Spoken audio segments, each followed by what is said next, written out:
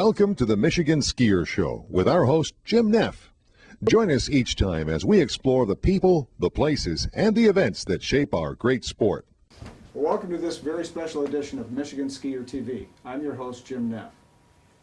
If you've ever carved a great arc across a field of man-made snow, or ridden a modern chairlift, or spent a week at a resort, a full-service one, you have our guest to thank. Our very special guest today is the legendary ski pioneer and founder of Boyne USA Resorts, Everett Kircher. Mr. Kircher, it's a great honor and privilege to be with you here today to talk to you about the sport that you love so much, skiing. Before there was a Boyne Mountain, let's go back to those thrilling days of yesteryear when Everett Kircher, the young man, developed a love for skiing, which may have been an odd thing for someone to develop in the state of Michigan. Tell us a little bit about what it was like to grow up skiing in Michigan in those early days. Well, to start with, there was no skiing or ski resorts in Michigan when I first started. There was Otsego. Otsego was then called Vanderbilt. And the Vanderbilt Club was the only people skiing in the United States at that time. Those were people, they were the wealthy people who had gone to school in Europe or someplace else. And they got together and started a ski club called Vanderbilt Ski Club at Vanderbilt, Michigan. And for this purpose of continuing to ski in later life. And that's how it all started. And then that branched into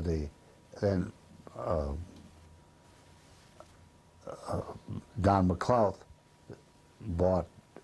was a member of that club, and he wanted to go off by himself and build a bigger hill, just like I did. And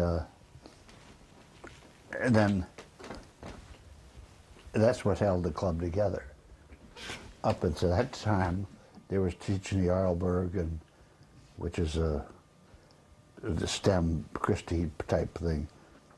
And when I got into business, I had to have more skiers because I knew all the skiers by their first name, and I felt that wasn't enough people to stay in business. So we had to expand and teach better skiing, and we went into the modern technique, but all of which has led to things like Stein Eriksen to teach it, and then later on Otmar Schneider to continue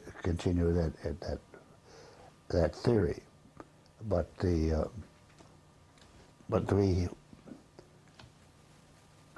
we've been struggling along for 51 or 2 years now, and we still need more skiers, and so we're building more facilities to attract more. Like I always said, we need a new hotel, and we had already started 52 years ago in a makeshift type thing, but Sun Valley has got the spas and they don't have an indoor pool, but we're going to have one, and so we've always been opposed to this the indoor pool type thing, because we felt it was much more glamorous to swimming with snow on your head, and which does fascinate me just a little bit when it snows. Now, looking back at the Everett Kircher of those 1930s and 40s, what was in your background that you determine now might have led to your success, even before you started thinking about ski resorts? Well, you know, that's one, I can't answer that question because I still don't know why I was attracted to a snowflake, a cold snowflake, instead of the lips of a beautiful girl or something. But anyway, I was hooked. And I think many people whoever really ski are hooked. It's like a narcotic. The feeling of a pair of skis, or the challenge of doing it right, and learning process. Although the skiers today, in 1 week, are skiing is better than most skiers ski in the rest of their lives with the new skis. Well, eventually you determined that Michigan needed a ski resort, so you went out and looked for a piece of land, a mountain that you could develop. What brought you here to the current site of Boyne Mountain, and how did you acquire this land? Well, bit by bit, or acre by acre, you wait for one person to die, and then you pick up his property, and it takes a long time to outlive everybody. Now that original purchase was from a state legislator, wasn't it? Yeah, that's right. His name was Pearson, and he gave us the first 40 acres at Hemlock Sound. Now the first run that you created was the legendary Hemlock, Right. which is still at the center of Boyne Mountain. But you know, those skiers in that first year just didn't buy a lift ticket and go out and ski. They had a few more responsibilities before you let them out on the slope. What did you have those skiers do on those first? Oh, they had to pack the slope. It would snow maybe 4 or 5 inches that week, and if you didn't pack it, you'd ski it all off. So we were the first to get into snow conservation. So that was sort of the earliest groomers were people groomers. Yeah, that's right. People groomers. You walk down the slope with your skis and packed it down. Now the second year that you opened, you had Boyne Mountain open, you determined that you needed an attraction to get people here. And that's what led to the first chairlift in the Midwest. But that wasn't so simple as just, let's put up a chairlift. There was a lot more involved with getting that off the ground, wasn't there? Well, first off, you have to accumulate the money to buy it, and then have to have a mechanical fortitude, and I mean fortitude, to keep it running. But at the first chairlift we built, look, the chairlift, the cable looked like a porcupine. I mean, it had many breaks in it, and now under the new safety rules, if you have 2 breaks per foot or per mile, it's considered not usable anymore. You had to close it. But the first chairlift we had broken wires all over it because it was going over steel wheels, and those steel wheels were wearing a cable out. Now you got this chair from Sun Valley, as I Right, understand. right. What kind of an operation was that, just to get the chair here and get it constructed?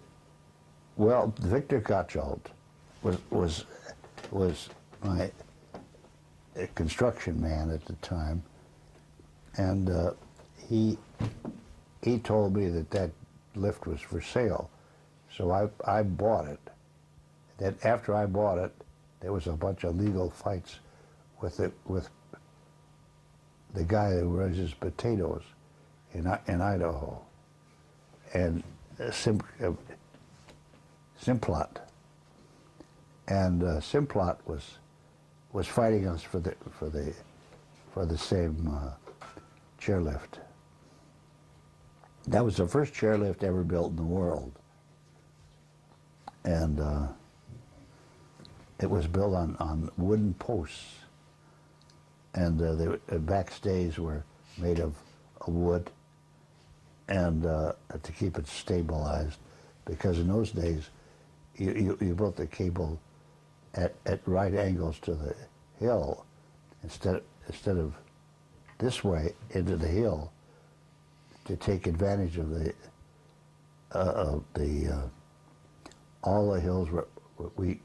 We put the towers in at vertical to the slope, not to the air, but to the slope, and which is the wrong way to build them. And you have to put, see, then you got all the pressure. If you build it at right angles, you have you eliminate the possibility of any flexing of the chair sideways. In other words, it's versus this.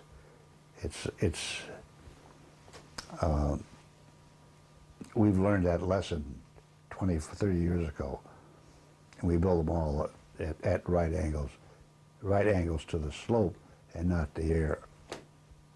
Well, by 1949, Boyne Mountain had Hemlock and the region's first chairlift, and they were ready to go into the 1950s. And when we come back, we're going to talk about how Boyne Mountain got back into became a full-fledged, full ski resort, and all the innovations that took place in the 50s. Well, Boyne Mountain really took off in the 1950s and became a full-service ski resort. Mm-hmm. And we'll get back and talk a little bit about the skiing in just a moment. But first of all, one of the little-known pieces of lore in Boyne history is the development of the Gatlinburg, Tennessee chair, and how that fit into the whole growth of Boyne, not only Boyne Mountain, but Boyne, USA, as you've gone through the years. Tell us how that whole thing came about, and why you decided to construct the chair down in Gatlinburg. Well, we had been successful at hauling people, and an article appeared in a AAA magazine, and this guy, Maples, the owner of the hotel, said, maybe you can build me one of them there lifts. And I said, and I have a mountain called Crockett Mountain. And so I said, well, I'll build it not for you, but if I like the mountain, I'll build it for myself. And so he agreed to that. And I went down to Gatlinburg, and I fell in love with Gatlinburg. Of course, mostly because I was a fisherman, and I loved the trout fishing in the Smokies, and naturally I just fell in love with the town, and that little church, and the church bells, and it was a romantic thing. But then I put my business hat on. I said, all these people walking down the street, this has got to be licensed to steal. So I agreed to build a lift. And it was about 1,000 feet vertical rise, and about twice of what we have here. And it's been a huge success. And of course, being a success, it helped Boyne grow in the early days. That was the first thing that made Boyne grow, was the money from that lift. And it's continued to operate even as we speak. As I understand, it runs pretty much year-round, just Oh, yeah. a few days off. Yeah, so it runs in the summer, mostly. But as years gone by, we've been running it more and more, almost year-round now. So you had a way to generate money to develop that one was resort. You had Hemlock and the world's or the and then Midwest first chair. we had the summer freedom to build ourselves, and it worked. Well, you realized early on also that if skiers were going to come all this way up to Boyne Mountain, that they needed a place to stay. And that's when you started to develop the lodge and the Boyne Ski Week. Right. Tell us a little bit about the thinking behind those. Well, in the early days, before the jet airplane was built, it took you 3 days to get out west, to a western area. Like Sun Valley was the only thing that you had available to you. And then there was a few, like Tremblant. We had to leave here and go to Tremblant if we wanted a place to stay during the war. And so there was Aspen hadn't even been thought of even at that time. We were first in ahead of all the rest of them. So we needed to have lodging and entertainment and this sort of thing, which we had. And it takes all that necessary to attract a person to stay, for a week. You have to have a ski school, well organized, and I thought we did a pretty good job of that. Now, I think those original Boyne 5-day ski weeks were about $49 for the entire week. That's right. And what did that include? That included 3 meals, a lift ticket, and food for 5 days. And that gave Boyne a place for people to ski. It gave Boyne a place for people to stay. Right. And now, also in the 50s, you pioneered some things by bringing over Stein Erikson. And the addition of Stein initially gave Boyne that mystique. That's right. But bringing Stein over to become a part of the Boyne family required a little bit of negotiation on your part. How did you lure him over? Well, we sold him a car, and Don Thomas knew him, met him at the Olympics, because at the Olympics in '52, there was nobody there. In the ski business, the ski business was very small, and so they'd have their parties, and that's where. And then he was a salesman for me, and I was in the automobile business, in the Studebaker business. At that point, Stein came over and bought a Studebaker. When I was there, I was at the showroom, and when he delivered the car, and so then I said, why don't you come and work for us?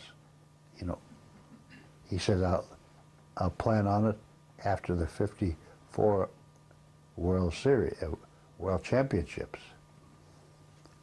and that's the FIS. And so he won 3 gold medals. Well, what a find he was. So he came over and he worked for us because I had invited him. And he was here for 2 years. And he did his flips, and he made us famous for his style. And well, Stein even today cuts a pretty dashing figure, and in the old photos at Boyne Mountain and films, and I'm thinking of one TV commercial where he drives a station wagon out onto the slopes. Stein was a remarkable figure, and it kind of gave Boyne some identity, and really attracted quite a large following, particularly among the ladies. Yeah, he was a ladies' man. Now, after Stein left, is that when Otmar came aboard? That's right. He came in next, and he was with us for 17 years afterwards. Now, would you consider him the founder and beginner of the Austrian. So you school? might say that he was the founder of the modern technique. Now, what did that entail? Because with Otmar, it started to develop that you could really tell a Boyne skier. A Boyne skier could go anywhere and be known. And they look like a Boyne skier. Yes. Because he'd been through our ski week. And they skied the modern technique. No one had seen it before. For example, I became attracted to it when I realized that the modern technique was something brand new. Something was going on there that I didn't know about. And I immediately pushed it, and we taught it in our school, because I was most interested in what we were going to teach, because that was our future. But it was an entirely new way to make a slalom turn. You go through the gates like this, and the flush was a series of 6 poles, and you couldn't go through this way and that way, because there wasn't time to do it. So you had to go through this way and that way, and this was one complete turn, and you're ready for the next turn because you're going to turn back. So that made the slalom perfectly suited to the modern technique. Now, with all this in place, was it in the 50s, late 50s, that you determined that snowmaking had to play a future in Boyne, or was it? Well, then it realized if you're going to run a slalom, you have to have snow to do it on, and so it became natural affinity to have a friend called the Snowflake. Well, in the 60s and 70s, there was a period of growth for Boyne, USA, and by this time, Boyne Mountain had developed into a full-fledged, full-service resort. Well, Mr. Kircher, during the 60s, the destination resort business sort of changed, and you've alluded to that before with the coming of the bigger resorts out west and modern transportation, the jet airplane. How did that change the game for Boyne Mountain? Well, it changed the game from a cash business to a borrowing business. So we had to grow up and change our ways, and they had to borrow a lot more money because things cost more and things were happening, and you had the big guys in the business. And so if you wanted to be a big guy, you got to have big money. Now, did the advance of the bigger resorts out west and the ease of travel cut into the weekday business of Boyne and Right. change your way of thinking a little bit? So we switched all of our attention to the West for many years and built the West with our technique, with our talent, and we'd been successful so far, and Boyne was started downhill here. And we used to say, the only thing going to stop it is a new hotel. And there, you see it. In the 60s, you added Boyne Highlands, though, near Yeah. Harbor Springs. Oh, that's right. What led you to find that piece of property? And you know, the question would be, you already had Boyne Mountain, and why did you develop a resort close that by? was before. That's when we thought there was end of the expansion in Michigan. Mm-hmm. We started the Highlands. It was newer, and so it had a better chance of success. Now, during the Rooms 60s, are newer. during the 60s too, you added a lot of innovations, and I'm talking about the three-place chair, the four-place chair. Oh, yeah. But what people may be surprised at the story behind the three-place chair, because the world's first three-place chair was here at Boyne, and also the world's first four-place chair. But how you came upon the idea for the three-place chair might be an interesting story. My wife and I were skiing, and my son John, who is now president of the company, and he was the third person. So if we could put three on a chair, why not on a two chair? We were both little, and so there was room to fit the third person in. And he rode up as three. It just dawned on us that if you could put three on a two-place chair, why not three on a three-place, little wider one? And then that led into something. Then we got that far. Then we went into a four-place, four people sitting. Well, that got a little bit more complicated, but we conquered all those little problems. And then we built this. So I said, if you could have a four-place, why not six? And now they're building 8 places, 8-place lifts. Well, it's just a matter of constructing a hangar head that's big enough to carry the load safely. Because when you're going to carry 2 or 3, and you go up to 8 or 9, your liability gets much greater per chair, and so it works. But all 3 of those inventions were done here. Also during the 60s, there were a lot of innovations in snowmaking, and when the original snowmaking happened, it was pretty much pressurized air. Yeah, well, we had the patents on the first chairs, and on the air and water gun, and so we were the leaders in the innovation of snowmaking. Now the guns that people are most likely to see now are the big, what you might call a barrel gun with the big fans, and those began here at Boyne. Well, we can cover all of the mountain in a week, 1 week, and we just got everything covered.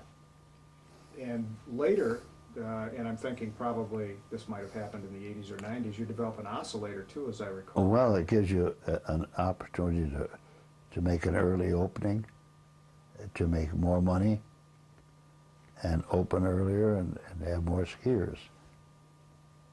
Well, even as you developed snowmaking and the operations here in Michigan, as you said before, you decided to start looking west. And the first western expansion was in 1976, and that was with the purchase of Big Sky.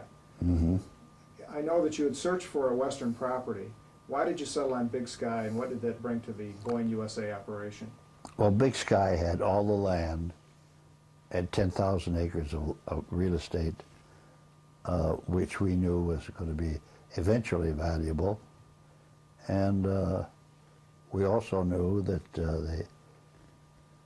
I was then 65, going on 75, and I knew that I could never start a monster that big in my lifetime, the remaining lifetime. So we just bought it, and bought the years that it represented in development, and which is Chrysler Corporation had been losing their ass.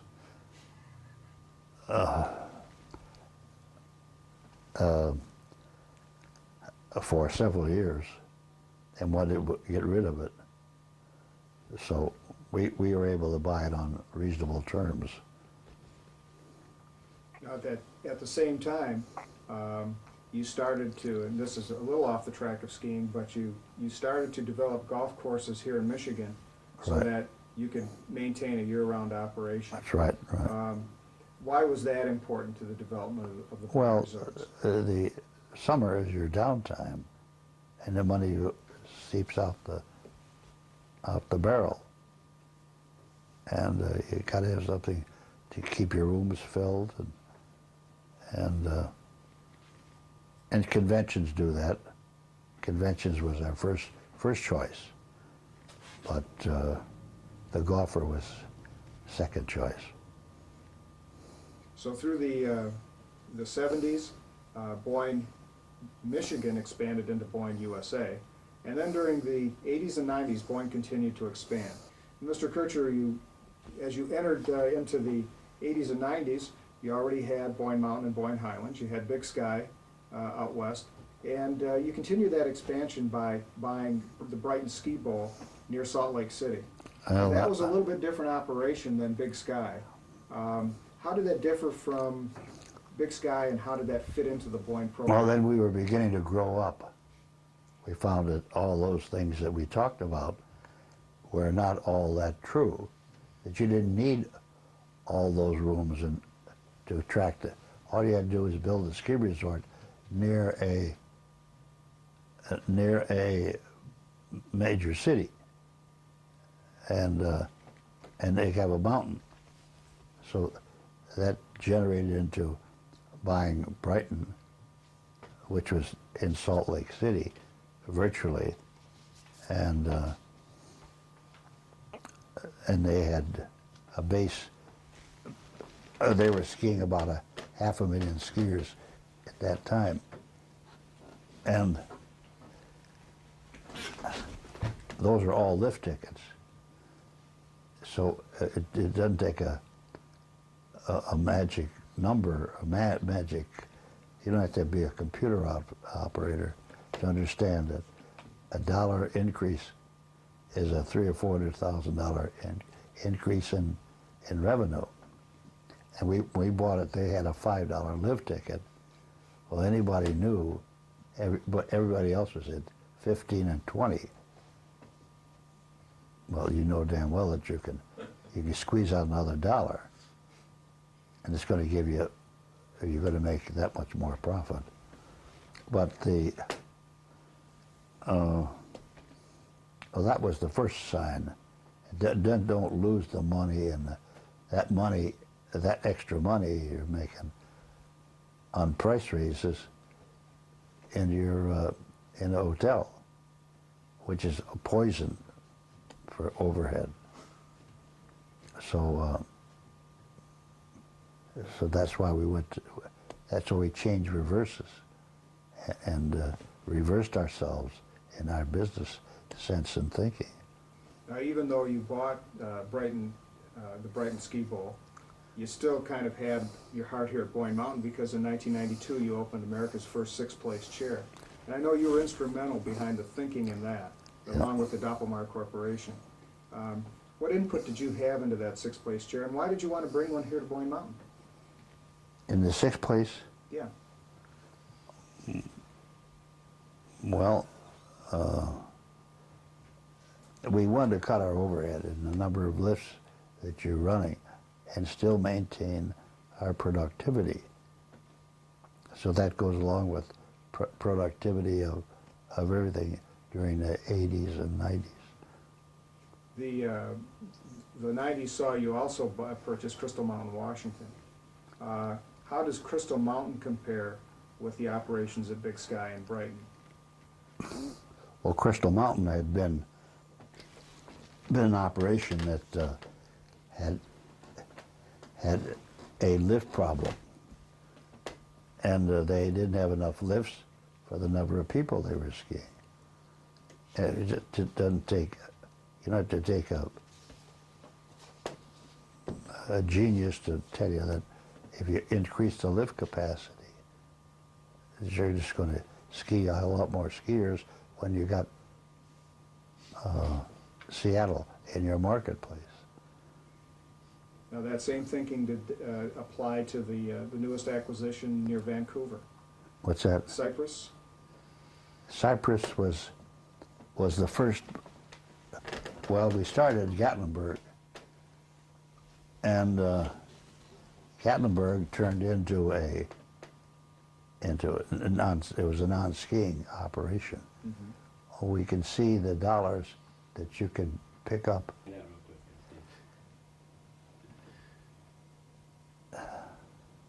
Cypress will be competing with Grouse Mountain. Okay. Is the name. Grouse Mountain happens to have a tramway, 125 people tramway going to the top of the mountain. We're going to have to match that with another tramway of some type.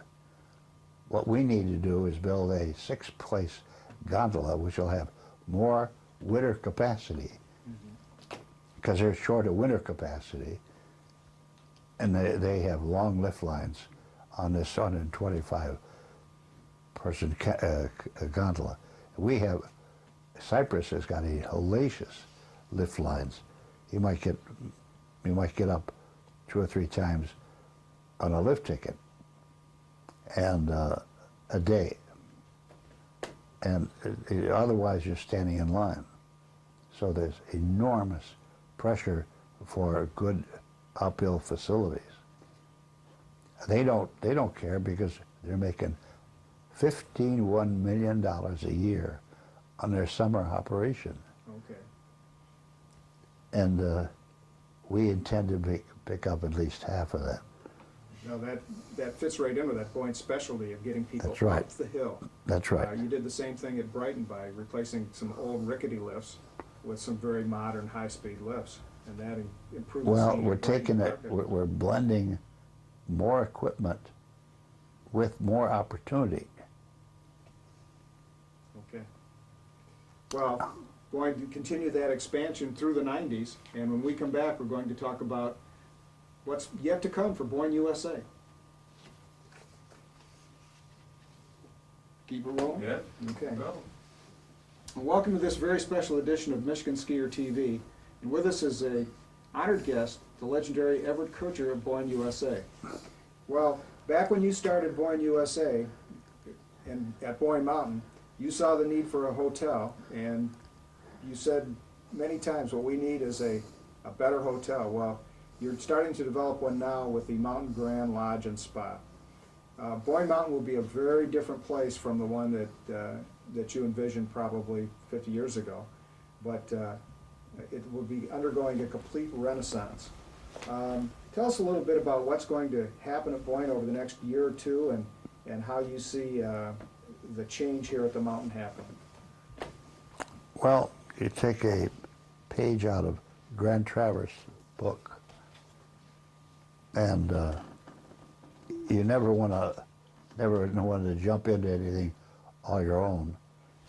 But the Grand Traverse Resort tells us that there's a great opportunity to attract national conventions, or at least improve the conventions you have with spas and extra services and a first-class hotel. You know,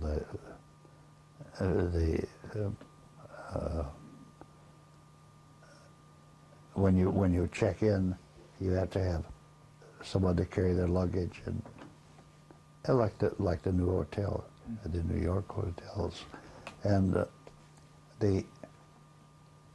I think that if you build that type of facility in Michigan, they'll come to Michigan, and we hope in sufficient numbers to pay all the overhead. Now, in addition to the great hotel, there will be amenities, skating rinks, places for people to recreate, shops. It'll be that village that you might have envisioned many, many years ago. Well, then a new thing is coming into the picture. The village. Every ski area now has to have a village, a shopping center, and we're prepared to meet that and pay the overhead, because we have the other operations supporting us. Well, you know, even a legend needs help once in a while. And over the years, you've had the good fortune of having many people work with the Boyne family to help develop Boyne USA Resorts. Many of these people have been honored by having ski runs named after them on Disciples Ridge here at Boyne Mountain.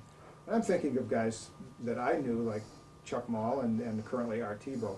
Could you talk a little bit about some of the people that really helped Boyne along here and made an impact on the things that you do? It's obvious we couldn't have done it all alone. But some of the people, one of the persons that helped build us the most was Chuck Mall. Chuck Mall was a good leader, and he had all respect for all the other employees, respected him, and we made a good team. I was the innovator, he was the operator, and he was a good operator.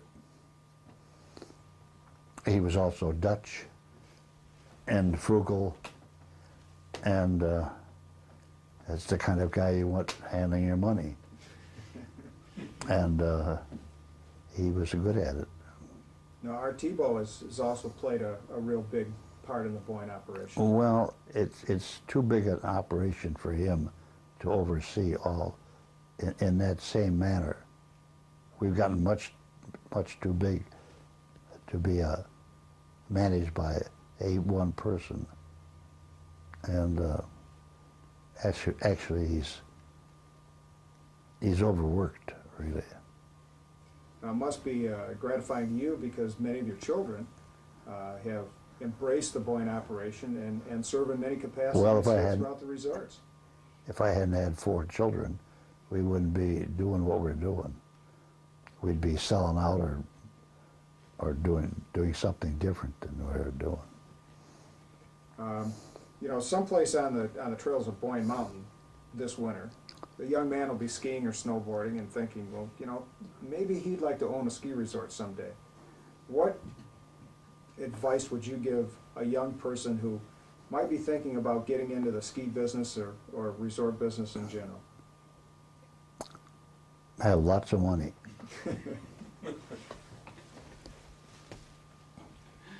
Well, Mr. Kircher, on this occasion of your 85th birthday, I'd like to wish you, on behalf of all the Midwest skiers, a very happy birthday and many returns of the day.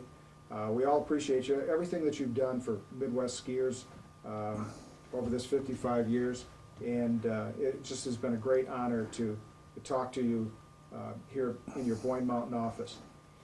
Well, that's it for this edition of Michigan Skier TV. Our guest has been the legendary Everett Kircher of Boyne USA Resorts. Until next time, this is Jim Neff, your host, saying enjoy your skiing.